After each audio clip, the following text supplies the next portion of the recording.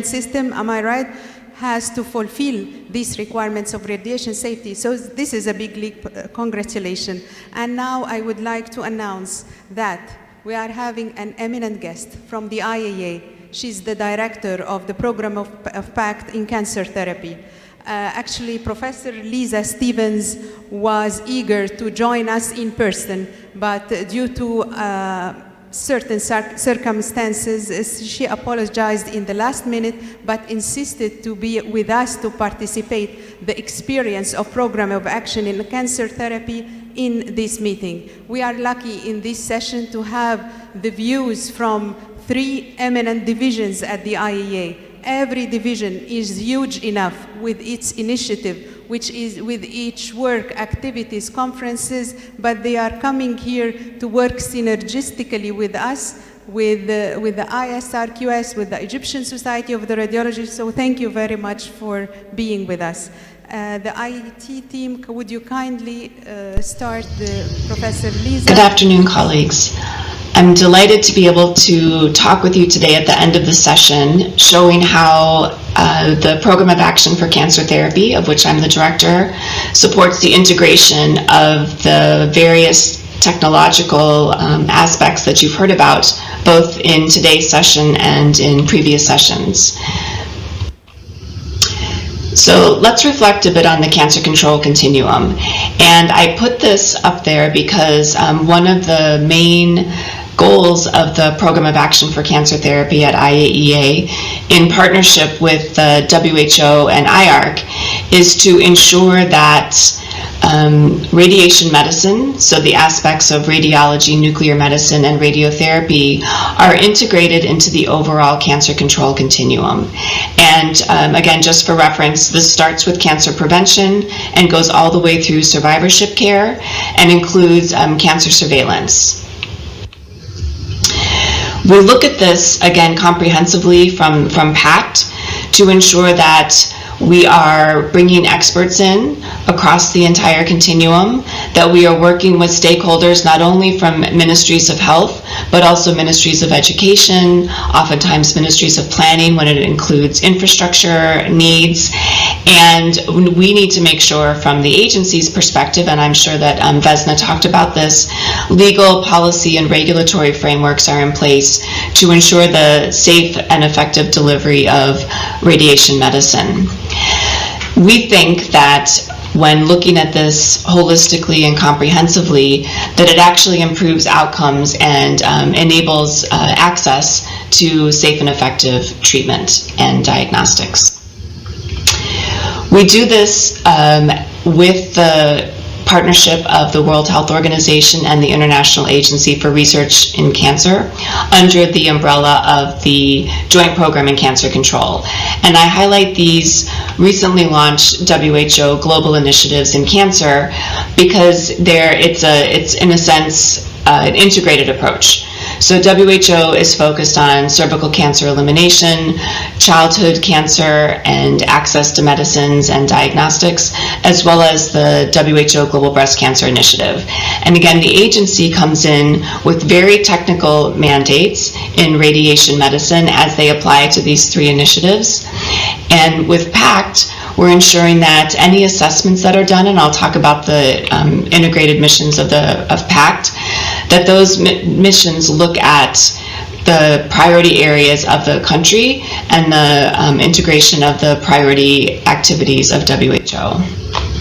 So what is our role in cancer control?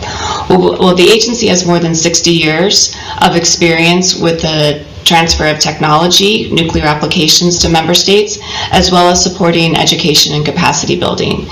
As I said on the previous slide, we coordinate with our UN partners, and there's also an aspect of conducting research and in conjunction with the transfer of technologies to the countries.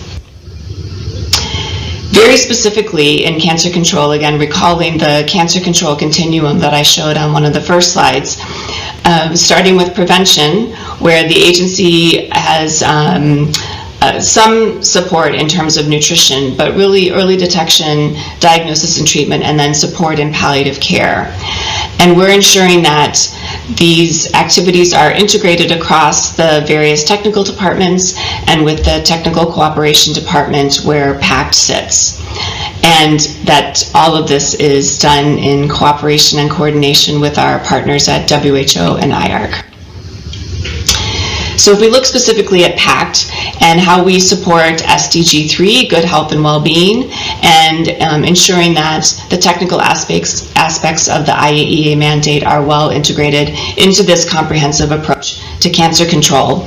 We support through impact reviews, which I will talk a little bit about, strategic document development, so national cancer control plans that take the recommendations from an impact review and help develop a national strategy with the country. And also PACT can support in developing resource mobilization strategies, bankable documents, which can be used to secure both national and donor resources, as well as supporting the development of partnerships. So what is an impact review? We've conducted over 100 impact reviews with member states, and it's an assessment done in partnership with WHO, IARC, and other partners to assess the country's entire cancer control capacities and look for some priority interventions, priority recommendations that can be made by a group of international experts that work very closely with the local team. The impact recommendations would then ideally be integrated into a national cancer control plan or program. And this can support, again, the development of national strategies, also can support the development of projects. The IAEA has a technical cooperation program where we can support training and procurement in the radiation medicine field.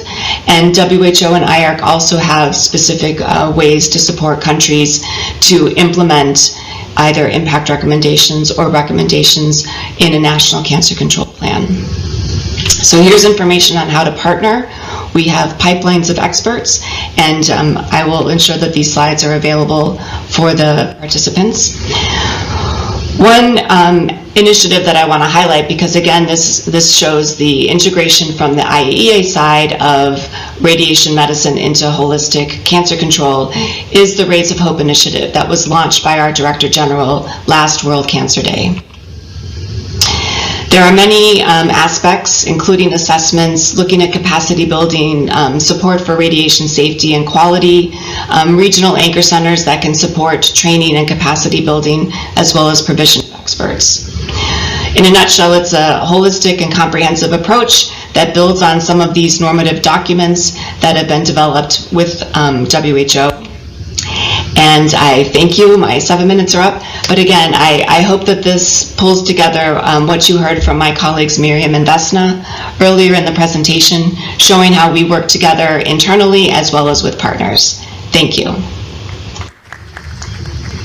Good afternoon. Thank you, Dr. Lisa, for her excellent speech.